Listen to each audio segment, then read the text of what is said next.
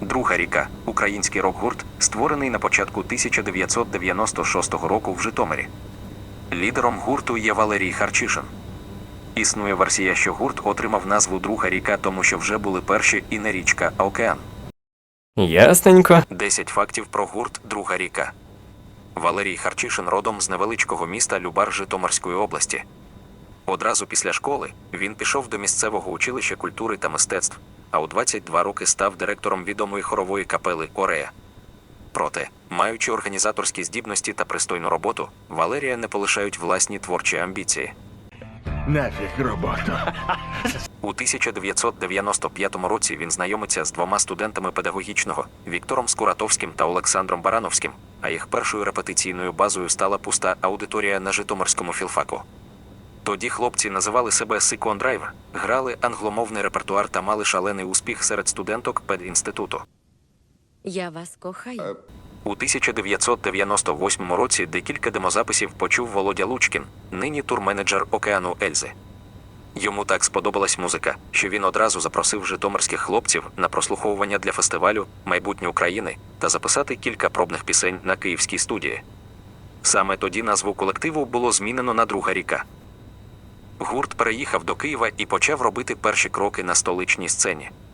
Одним із перших, з ким знайомляться хлопці у столиці, стають музиканти гурту «Скрябін». Відео про фронтмена гурту є на каналі. Гурт «Скрябін» допомагають їм з кількома треками. Працюючи над матеріалом для свого дебютного альбому «Я є», музиканти встигали ще й виступати на музичних фестивалях. Це був певний досвід, а інколи, якщо пощастить, і непоганий спосіб підзаробити. Так мало тут тебе, мені так мало тут тебе. Перший альбом «Друга ріка» записувала у компанії однодумців на студії Кузьми та Ростислава Домішевського. Працюючи над альбомом «2», гурт видає окремий сингл, трек «Оксана», який швидко стає мегапопулярним на радіо і музичних телеканалах. Оксана, Оксана, Оксана, Оксана, прощавай, кохана, лай-лай-лай-лай.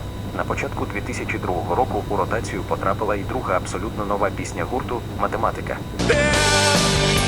Не така проста, як математика. А от наступне відео «Шансон» – то шедевр.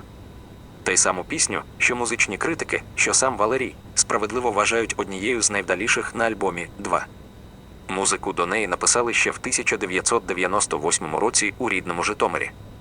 Вона не була схожа на те, що «Друга ріка» робила раніше, тому що тоді у тренді був тріп-хоп, і хлопці дуже надихалися цим жанром. Фронтмен згадує, що пісня була створена під впливом негараздів у особистому житті, коли він був у депресивному стані. Звучить мій телефон. На початку 2000-х зірки світового масштабу ще неохоче їхали до України з гастролями.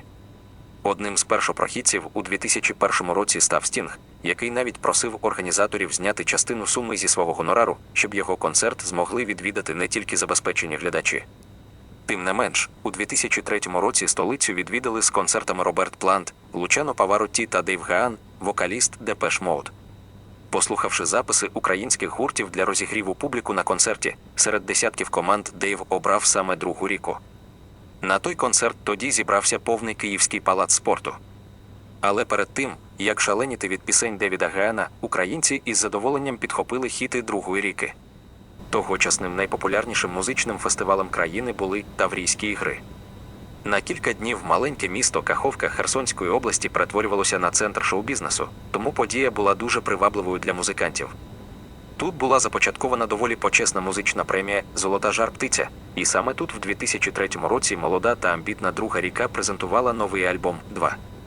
Ще тоді, на першій презентації, і критики, і прихильники гурту відзначили одразу 2 треки як експериментальні. Разом з композицією «Шансон» такої честі удостоївся радіохіт, одна з улюблених власних пісень Харчишина. Але насправді, її хотіли назвати «Radiohead» на честь відомого британського гурту. Після того, як другий альбом гурту з'явився на поличках музичних крамниць, у пресі почали друкувати захоплені рецензії. В них казали, що «Друга ріка» – без сумнівів, колектив з непоганими перспективами. А якщо пощастить, то й з великим майбутнім. Музичні критики не помилилися. Навесні 2019 року це один з небагатьох колективів, яким під силу зібрати Київський палац спорту. У подальших планах гурту немає нічого надзвичайного: нові пісні, нові альбоми, нові концертні шоу та гастрольні тури. Але це вже буде зовсім інша історія. З вами був канал Твоє покоління. Підпишись, згадаємо все разом.